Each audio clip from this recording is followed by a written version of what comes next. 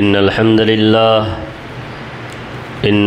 لله نحمده ونستعينه ونستغفره ونؤمن به ونتوكل عليه ونعوذ بالله من شرور أنفسنا ومن سيئات أعمالنا من يهده الله فلا مضل له ومن يضلله فلا هادي له وأشهد أن لا إله إلا الله وحده لا شريك له وأشهد أن محمدا عبده ورسوله يا أيها الذين آمنوا اتقوا الله حق تقاته ولا تموتن إلا وأنتم مسلمون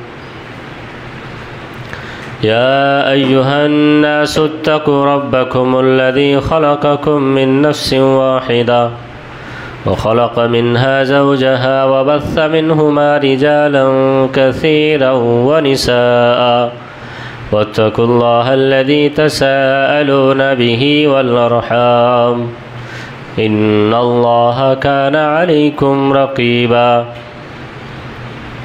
يا أيها الذين آمنوا اتقوا الله وقولوا قولا سديدا يصلح لكم أعمالكم ويغفر لكم ذنوبكم ومن يطع الله ورسوله فقد فاز فوزا عظيما فإن خير الحديث كتاب الله وخير الهدي هدي محمد صلى الله عليه وسلم وشر الأمور محدثاتها وكل محدثة بدعة وكل بدعة ضلالة وكل ضلالة في النار أما بعد أعوذ بالله من الشيطان الرجيم بسم الله الرحمن الرحيم قل إن صلاتي ونسكي ومحياي ومماتي لله رب العالمين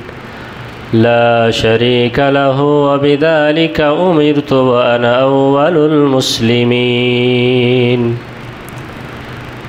وقال رسول الله صلى الله عليه وسلم إنما الأعمال بالنيات وإنما لكل امرئ ما نوى فمن كانت هجرته إلى الله ورسوله فهجرته إلى الله ورسوله ومن كانت هجرته لدنيا يصيبها أو امرأة ينكحها فهجرته إلى ما هاجر إليه أو كما قال عليه الصلاة والسلام শ্রদ্ধেয় সম্মানিত সমাবেত মুসলিম ভাতৃবৃন্দ, সমস্ত প্রশংসা হামদ ও সানা সে আল্লাহ সুবহানাহু ওয়া তাআলার জন্য যে রব্বুল জুল জালাল আমাদেরকে বর্তমান এমন কিছু দিন অতিবাহিত করার সুযোগ করে দিয়েছেন বা তৌফিক দিয়েছেন যে দিনগুলি 365 দিনের মধ্যে সব থেকে উত্তম বা আফজাল দিন। আর সেই দিনগুলি হলো এই জিলহিজ্জা মাসের প্রথম 10 দিন। সে আল্লাহ সুবহানাহু ওয়া তাআলার এই কৃপার জন্য, এই রহমতের জন্য আমরা সকলে তার প্রশংসা করে বলি আলহামদুলিল্লাহ। তারপরে পরে দরুদ ও সালাম বর্ষণ হোক শেষ নবী আখিরে নবী হযরতে মুহাম্মদে মুস্তাফা আহমদে মুজতবা সাল্লাল্লাহু আলাইহি ওয়াসাল্লামের ওপরে, জিনার মাধ্যমে আমরা একটি সরল সহজ এবং উপযোগী ধর্ম দ্বীনে ইসলাম পেয়েছি। আল্লাহুম্মা সাল্লি আলাইহি আল্লাহুম্মা বারিক আলাইহি। সম্মানিত সুধী, আজকের এই জুমার খুতবায় আমার আলোচ্য সূচি হলো সূরা আনআমের 162 নম্বর আয়াতের তাফসীর বা বিশ্লেষণ। সে আয়াতটি হলো কুল ইন্না সালাতি ওয়া নুসুকি ওয়া মাহইয়ায়া ওয়া মামাতি লিল্লাহি রাব্বিল আলামিন। এই আয়াতের সংক্ষিপ্ত কিছু ব্যাখ্যা, কিছু তাফসীর, কিছু বিশ্লেষণ, কিছু মাসলা মাসাইল ইনশাআল্লাহ খুব সংক্ষিপ্তভাবে কয়েকটি জিনিস আমি আপনাদের সম্মুখে তুলে ধরব। সর্বপ্রথম আমাদেরকে জেনে নিতে হবে যে আয়াতটির অর্থ কী। আল্লাহ রাব্বুল আলামিন প্রিয় হাবিব মুহাম্মদ সাল্লাল্লাহু আলাইহি ওয়াসাল্লামকে সম্বোধন করে বলছেন, কুল, হে নবী আপনি বলে দিন, আপনি আপনার উম্মতদেরকে বলে দিন, আপনি আপনার সাহাবাদেরকে বলে দিন, বা আপনি যে এখানে বসবাস করছেন তাদেরকে বলে দিন। কি বলে দিতে বলছেন?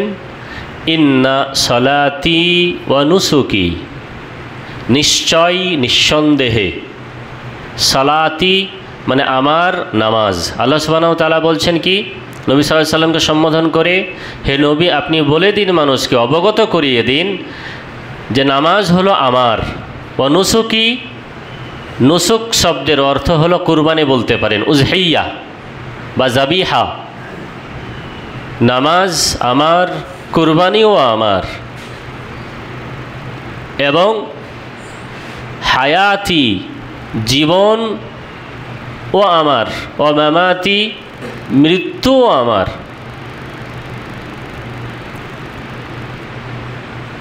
কুল ইন্না সালাতি ওয়া নুসুকি ওয়া মাহইয়ায়া ওয়া মামাতি লিল্লাহি রাব্বিল আলামিন, মানে নামাজ হলো আল্লাহর জন্য, কুরবানি বা জাবিহা হলো আল্লাহর জন্য, জীবনও আল্লাহর, মৃত্যুও আল্লাহর। যে আল্লাহ সারা জাহানের পালনকর্তা, প্রতিপালক।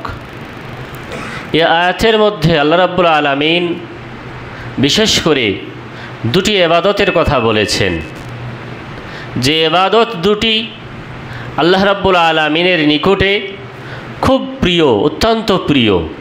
আর আল্লাহ রাব্বুল আলামিনের যে ইবাদত আল্লাহ আমাদেরকে করতে বলেছেন, সেই ইবাদতের মধ্যে সব থেকে বড় ইবাদত হলো, সব থেকে করণীয় ইবাদত হলো সালাত বা নামাজ।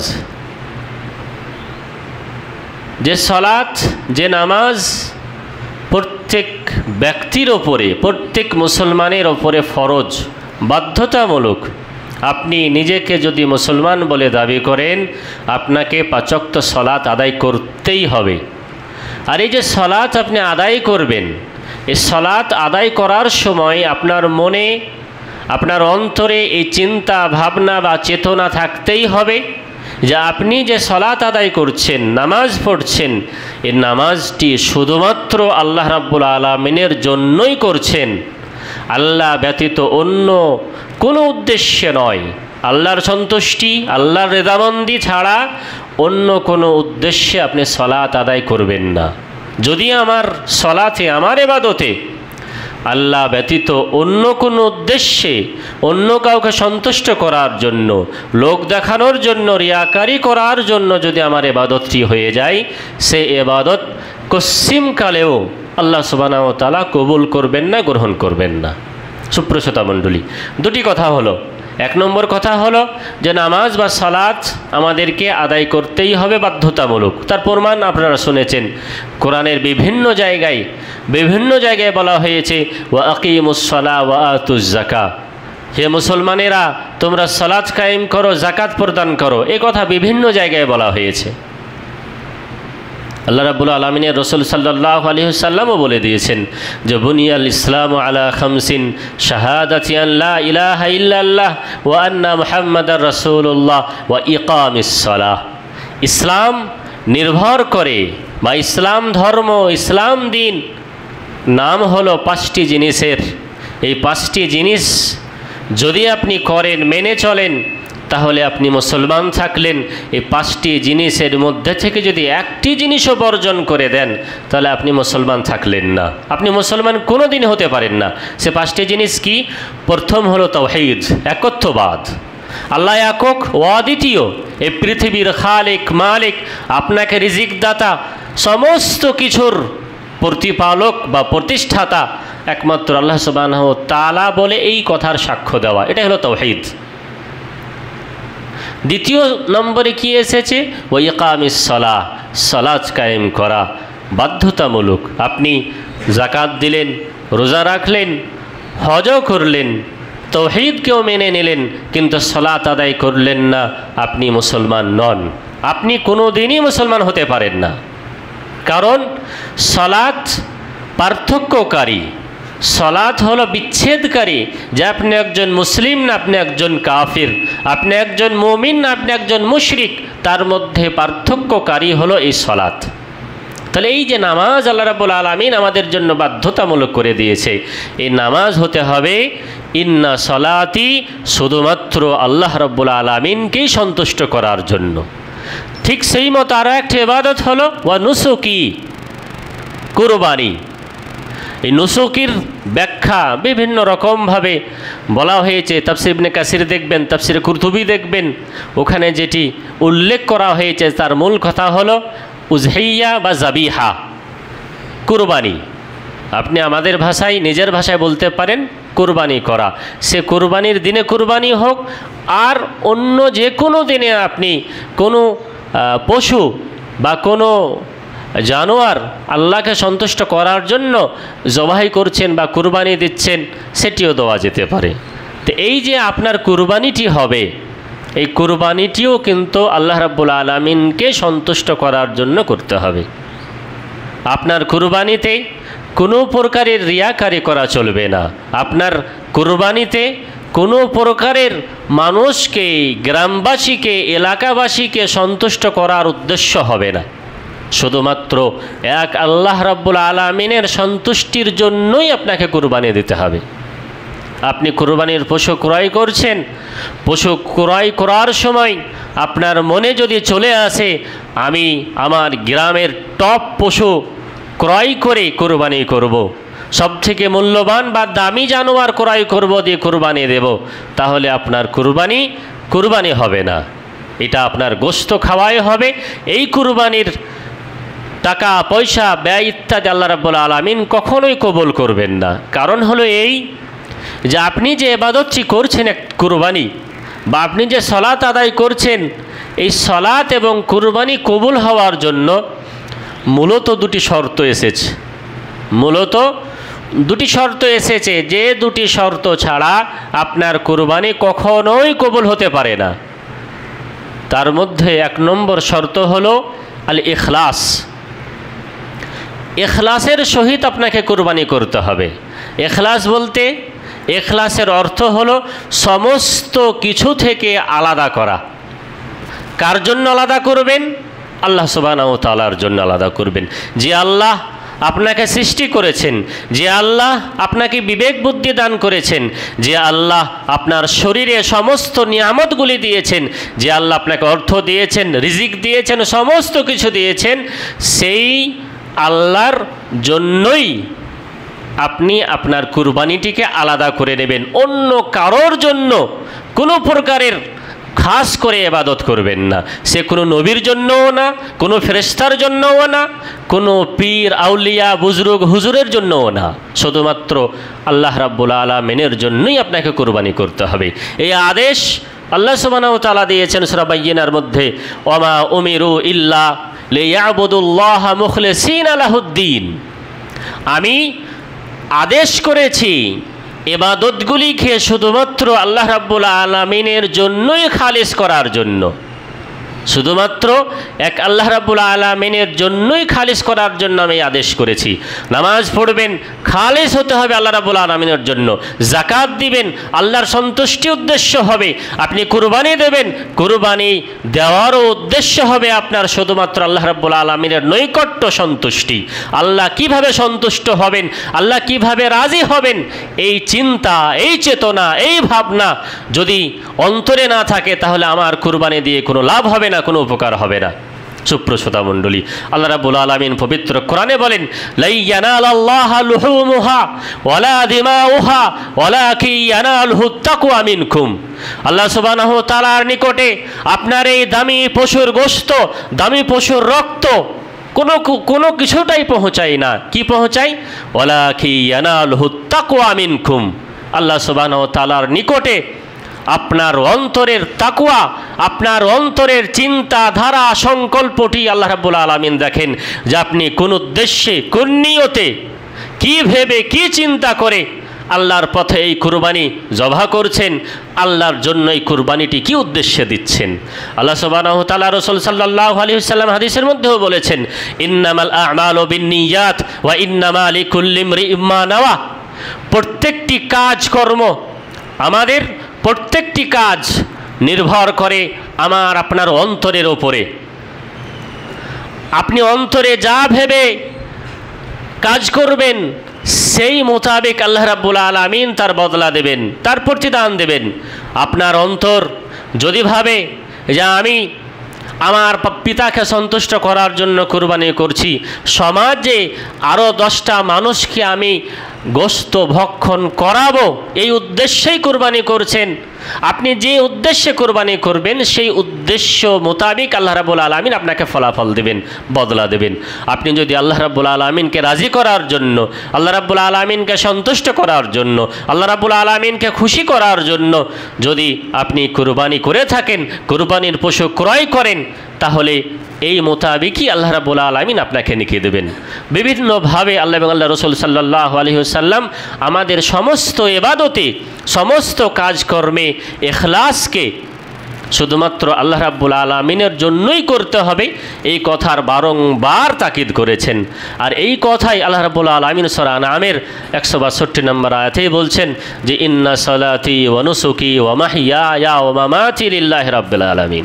সমস্ত কিছু, জীবন যে আল্লাহ রাব্বুল আলামিন আপনাকে দিয়েছেন, যতদিনের দিয়েছেন সেটি আল্লাহই দিয়েছেন।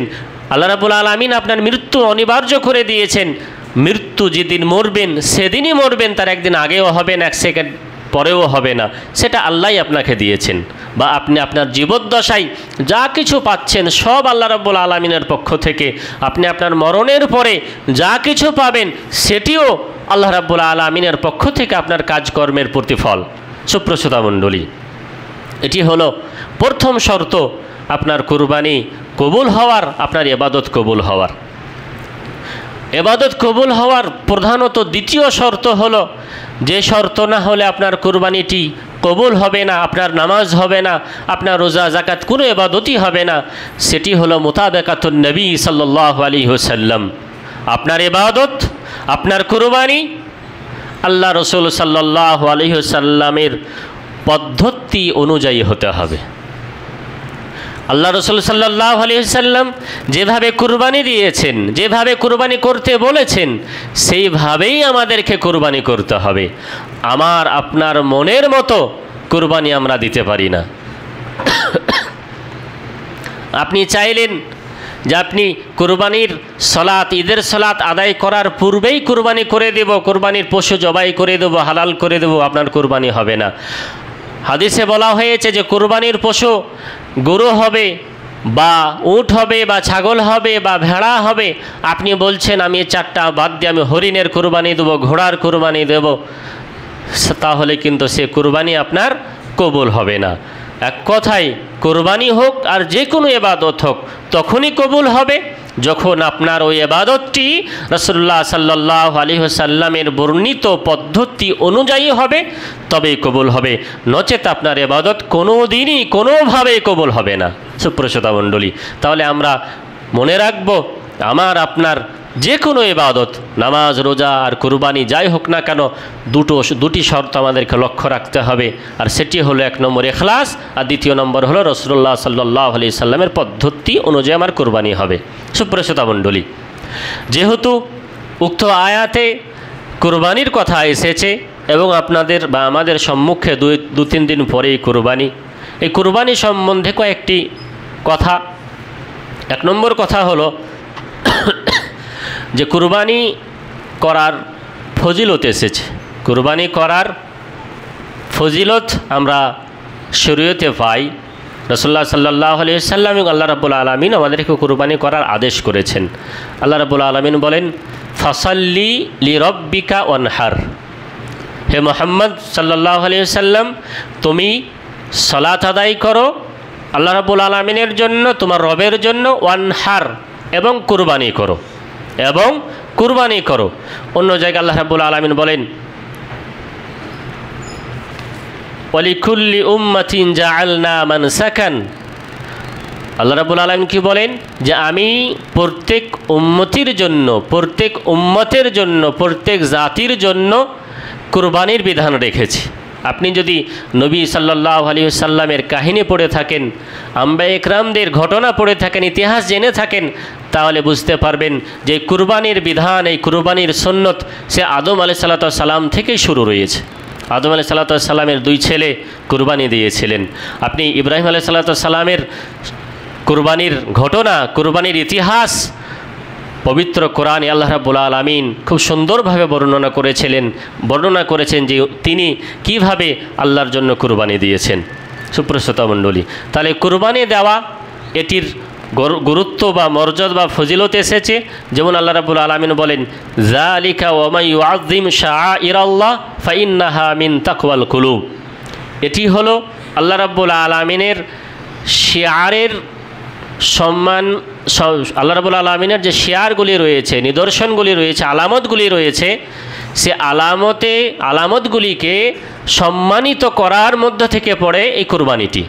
আল্লাহ রাব্বুল আলামিনের মেলা বিধান এসেছে, সালাত আদায় করার থেকে শুরু করে, যাকাত দেওয়া থেকে শুরু করে, সত্য কথা থেকে শুরু করে, মিথ্যা কথা বর্জন করা থেকে শুরু করে অনেকগুলি ইবাদতের কথা বলা হয়েছে। ওই ইবাদতগুলিকে যদি আপনি সম্মান দিয়ে করেন, তাহলে এই সম্মান দেওয়া আল্লাহর বিধানকে এটি আপনার ইবাদতের মধ্যে পড়ছে এবং এটি নেকির কাজের মধ্যে পড়ছে। সেই জন্য কুরবানি করছেন, তার মানে আপনি আল্লাহ রাব্বুল আলামিনের আলামিনের বিধানকে প্রাধান্য দিচ্ছেন, সম্মান দান করছেন। আর এই সম্মান দান করাটাই হলো ফাইন্নাহা মিন তাকওয়াল কুলুব। এটি হলো অন্তরের তাকওয়ার নাম। অন্তরে আপনার আল্লাহর ভীতি আছে, আল্লাহর ভয় আছে, সেই কারণেই আপনি কুরবানি করছেন। সুপ্রসিত মণ্ডলী, এটি হলো কুরবানির সংক্ষিপ্ত হালকা ফজিলত। এবার আল্লাহ রাব্বুল আলামিন এই কুরবানি যে আমাদেরকে করতে বলেছেন, কেন করতে বলেছেন, উদ্দেশ্য কি, হিকমত কি? কুরবানি করার হিকমত অনেকগুলি এসেছে। তার মধ্যে 1 নম্বর হলো শুকরান লিল্লাহি তাআলা আলা নি'মাতিল হায়াত। আল্লাহ রাব্বুল আলামিন আপনাকে জীবিত রেখেছেন, হায়াত দান করেছেন। সেই হায়াত দান করার ফলে আল্লাহ রাব্বুল আলামিনের কৃতজ্ঞ হওয়ার জন্য কুরবানি করা। 2 নম্বর হিকমত হলো ইহয়া ও সুন্নাত ইব্রাহিম আলাইহিস সালাতু ওয়াস সালাম। আল্লাহ রাব্বুল আলামিনের খলিল দোস্ত ইব্রাহিম নবী আলাইহিস সালাতু ওয়াস সালামের যে সুন্নত, তিনি আল্লাহ রাব্বুল আলামিনের বিধানকে সঙ্গে সঙ্গে পালন করেছিলেন, এমনভাবে পালন করেছিলেন যে নিজের ছেলেকেও তিনি কুরবানি দিয়ে দিয়েছিলেন। নিজের ছেলে ইসমাইল আলাইহিস সালামকে নির্দ্বিধায় আল্লাহ রাব্বুল আলামিনের আদেশ পাওয়ার সঙ্গে সঙ্গে কুরবানি করেছিলেন। কুরবানি করার সময় কুরবানি কবুল করে নিয়েছিলেন আল্লাহ রাব্বুল আলামিন, যার ফলে ইসমাইল আলাইহিস সালামকে সরিয়ে নিয়ে আল্লাহ রাব্বুল আলামিনের পক্ষ থেকে দুম্বার মাধ্যম দিয়ে সেটি কুরবানি হয়েছিল। এটি হলো 2 নম্বর কারণ, যে ইব্রাহিম নবীর সুন্নাতকে পালন করার জন্য, জীবিত রাখার জন্য। 3 নম্বর কারণ হলো এই কুরবানির মাধ্যমে আন্না ফি যালিকা ওয়াসিলাতুন লিতাওয়াসসুআতি আলা নাফসি ওয়া আলা আহলিল বাইতি। যে কুরবানির মাধ্যম দিয়ে আপনার যে প্রতিবেশী রয়েছে, আত্মীয় স্বজন রয়েছে, তাদেরকে উপঢৌকন দিয়ে সিলারাহমি বা আত্মীয়তা বন্ধনকে শক্ত করার জন্য। ঠিক সেই মতো এটাও একটি কারণ যে আন্না ফিল ইরাকাতে মুবালাগা ফি তাসদীকি মা আখবারা বিহিল্লাহু তাআলা। যে আল্লাহ রাব্বুল আলামিন আপনাকে আদেশ করেছেন কুরবানি করতে, জানোয়ারের রক্ত প্রবাহিত করার জন্য আদেশ করেছেন। সে আদেশকে আপনি স্বীকার করে নিলেন আর বললেন এটা আল্লাহ আদেশ করেছেন, তা আমি মানব। এই উদ্দেশ্যের জন্যও আপনি বা এই কারণেও আপনি কুরবানি বা আমরা কুরবানি করে থাকি। এটি হলো হিকমত। দ্বিতীয় নম্বর হলো, যেহেতু আমি আগেই বলেছি যে আপনার কুরবানি বা আমাদের ইবাদত কবুল হতে গেলে আল্লাহ রসুল সাল্লাল্লাহু আলাইহি সাল্লামের পদ্ধতি অনুযায়ী হতে হবে। তাহলে আমার কুরবানি বা আপনার কুরবানি কিভাবে আল্লাহ রসুল সাল্লাল্লাহু আলাইহি সাল্লামের পদ্ধতি অনুযায়ী হবে, তার কয়েকটি শর্ত আমরা সবই জানি, শুধু স্মরণ করিয়ে দেওয়ার জন্য। শুরুতুল উজহিয়া, মানে আপনি যে পশুটি কুরবানি করবেন সেই পশু কুরবানির জন্য কিছু শর্ত এসেছে। শর্ত কটি? 1 নম্বর শর্ত হলো আন তাকুনা মিন বাহিমাতিল আনআম, যে আপনি যে পশুটিকে কুরবানি করবেন, জবাই করবেন, সেই পশুটি বাহিমাতুল আনআমের মধ্য থেকে হতে হবে। আল্লাহ রাব্বুল আলামিন বলেন, ওয়ালিকুল্লি উম্মাতিন জাআলনা মানসাকা লিয়াযকুরু ইসমাল্লাহ আলা মা রাযাকাহুম মিন বাহিমাতিল আনআম। প্রত্যেক উম্মতের জন্য আল্লাহ কুরবানির বিধান রেখেছেন। অতএব কুরবানি যখন করবে তাতে আল্লাহ রাব্বুল আলামিনের নাম নিয়ে কুরবানি করবে। মিন বাহিমাতিল আনআম, চতুষ্পদ জন্তু থেকে বা পালিত পশু থেকে। আপনারা বা আমরা বাড়িতে যে পশুগুলিকে লালন পালন করি, যে পশুকে আমরা পুষি, সেই পশুর থেকেই আমাদের কুরবানি হতে হবে। আমরা গরু পুষি, আমরা ছাগল পুষি, আমরা ভেড়া পুষি, এগুলি থেকে আমাদের কুরবানি হতে হবে। অনেক মানুষ উট পুষে, উটের কুরবানি, গরুর কুরবানি, আর ছাগলের কুরবানি, আর ভেড়ার কুরবানি। আপনি বলবেন আপনি তো মুরগি পুষেন, হাঁস পুষেন, তো মুরগি বা হাঁস এদের 4টা পা না 2টি পা, এগুলির কুরবানি করতে হবে। যে পশুগুলি আমরা বাড়িতে পুষি সেই পশুরই আমরা কুরবানি করব। সাধারণত দেখা যায় বা আরবেরা বাহিমাতুল আনাম থেকে উট, গরু, ছাগল আর ভেড়া, এই ভেড়ার মধ্যে আপনার দুম্বাও চলে আসবে, এই ছাগলের মধ্যে আপনার স্ত্রী পুরুষ 2 লিঙ্গই রয়েছে, গরুর মধ্যেও 2 লিঙ্গ, উটের মধ্যেও 2 লিঙ্গ। এবার মোষের কুরবানি যেহেতু আমাদের এদিকে মোষ মানুষ খাই না বা সচরাচর পুষে কম, সেজন্য মোষের কুরবানি আমরা দেব না। তবে যদি কোথাও মোষের প্রচলন থাকে সেখানে তারা মোষের কুরবানি দিতে পারে। এটা 1 নম্বর শর্ত হলো যে পালিত পশু আমাদেরকে কুরবানি করতে হবে। দ্বিতীয় নম্বর শর্ত হলো আন তাবলুগা সিন্নাল মাহদুদা শারআন, যে আপনি যে পশুটি কুরবানি করছেন সেই পশুটি মুসিন্না হতে হবে, অর্থাৎ যে বয়সের কথা, যে বৈশিষ্ট্যর কথা শরীয়ত বলেছে সেই মোতাবেক আপনার পশু হতে হবে। আল্লাহ রাসূল সাল্লাল্লাহু আলাইহি ওয়াসাল্লাম বলেন, লা তাযবাহু ইল্লা মুসিন্নাতান, হে আমার সাহাবারা, হে আমার উম্মতরা, তোমরা কুরবানিতে মুসিন্না ছাড়া, দাতা পশু ছাড়া কুরবানি করবে না। অতএব দুধের দাঁত ভাঙতে হবে আপনার পশুর। গরু যে কুরবানি দিবেন, ছাগল যে কুরবানি দিবেন, খাসি যে কুরবানি দিবেন, উট যে কুরবানি দিবেন, তাদের যে দুধের দাঁত হয় সেই দুধের দাঁত কমসে কম একটা ভাঙতে হবে, তবেই সেই পশুর আপনি কুরবানি দিতে পারেন। আপনার ছাগলের বয়স, খাসির বয়স যদি 10 মাস হয়, তার দাঁত যদি ভেঙে যায়, তাহলে তার কুরবানি আপনি দিতে পারেন, দেবেন। আর দেখা যাচ্ছে কি আপনার খাসির বা ছাগলের বয়স 15 মাস হয়ে গেছে, 16 মাস হয়ে গেছে বা 2 বছরই হয়ে গেছে, তবুও সে পশুটা আপনার দাঁত ভাঙেনি। যদিও মতান্তর রয়েছে, অনেক ওলামা বলেছেন 1 বছরের ঊর্ধ্বে হলে সে ছাগল বা খাসির কুরবানি দিয়ে দেওয়া যাবে, কিন্তু সবথেকে উত্তম হলো, ভালো মত হলো ওলামায়ে কেরামদের, যে যতক্ষণ না আপনার পশুটি দুধের দাঁত ভেঙে না যাচ্ছে ততক্ষণ আপনি সেই পশুর কুরবানি দেবেন না, এটা উত্তম। বাকি কিছু ওলামা বলেছেন যে 1 বছর বয়স হয়ে গেলে, হৃষ্টপুষ্ট হলে তার কুরবানি আপনি দিতে পারেন। যেখানে উত্তম সেখানে আপনি উত্তমের ওপরেই আমল করার চেষ্টা করবেন। ঠিক সেই মতো গরুরও সেই অবস্থা। তো দ্বিতীয় শর্ত হলো আপনার পশু কি হতে হবে, দাতা শর্ত, দুধের দাঁত তার যেন ভাঙে। 3 নম্বর কুরবানির পশুর বৈশিষ্ট্য এই হতে হবে যে আন তাকুনা খালিয়াতাম মিনাল উয়ুবিল মানিআ মিনাল ইজজা, শরীয়তের পক্ষ থেকে কয়েকটি আয়েব, কয়েকটি দোষ ত্রুটির কথা বলা হয়েছে, সেই দোষ ত্রুটি থেকে আপনার পশুটি মুক্ত হতে হবে, ভালো হতে হবে। সে দোষ ত্রুটি কটা? 4টা। হাদিসের ভাষায় 4টে আয়েব, 4টে নুকস বা 4টে দোষের কথা বলা হয়েছে। এই 4টে দোষ ত্রুটি যদি আপনার পশুতে পাওয়া যায় সেই পশুর কোরবানি হবে না। 1 নম্বর হলো আল আউরুল বাইয়িনু, 2 নম্বর হলো আল মারাদুল বাইয়িনু, 3 নম্বর হলো আল আরাজুল বাইয়িনু, আর 4 নম্বর হলো আল হিজালুল মাজিল লিল মুখ। 1 নম্বর কি?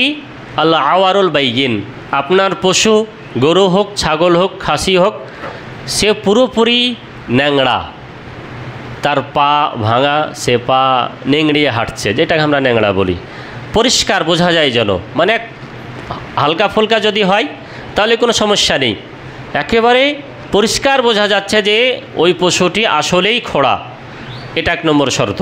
2 নম্বর শর্ত হলো আল মারাদুল বাইয়িন, আপনার কুরবানির পশু অত্যন্ত অসুস্থ, বড় ধরনের রোগে আক্রান্ত রয়েছে, সে পশুর কোরবানি আপনার হবে না।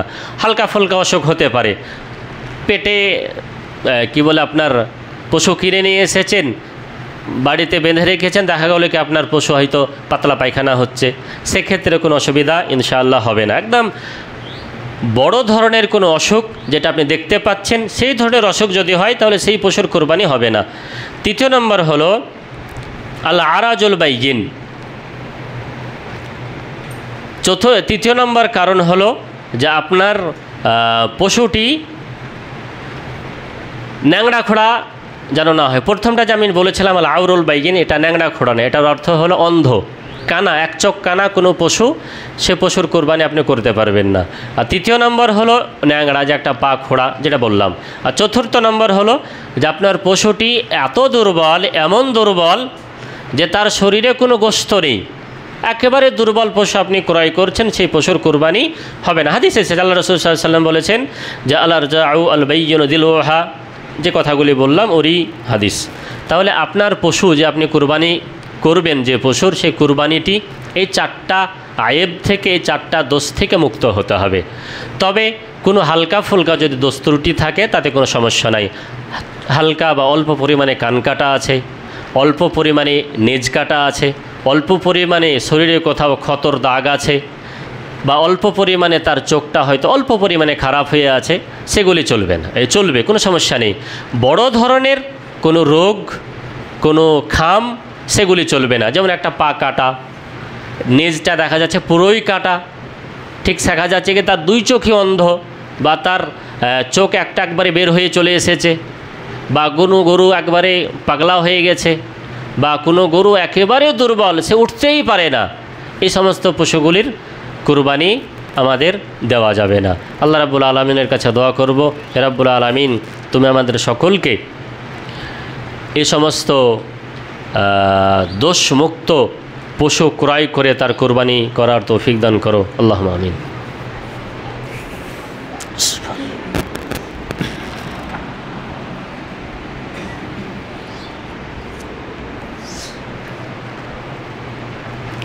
আলহামদুলিল্লাহি রাব্বিল আলামিন, ওয়াসসালাতু ওয়াসসালামু আলা রাসূলিহিল আমিন ওয়া আলা আলিহি ওয়া আসহাবিহি আজমাইন, ওয়া বা'দ। সম্মানিত শ্রোতামণ্ডলী,